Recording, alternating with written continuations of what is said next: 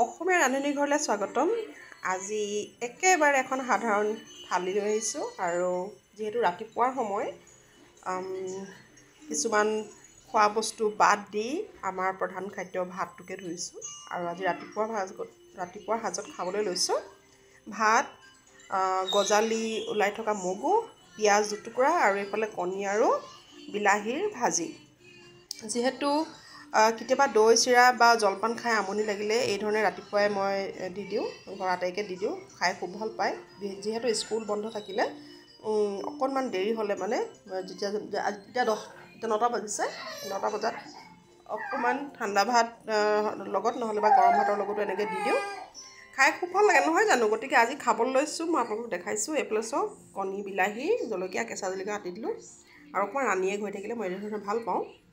গতিকে আপোনালোকক দেখাবলৈ মন গ'ল, সেয়া দেখালোঁ। এই ধৰণে খাই চাবচোন, বৰ ভাল লাগে ৰাতিপুৱাৰ সাজত খাব দেই।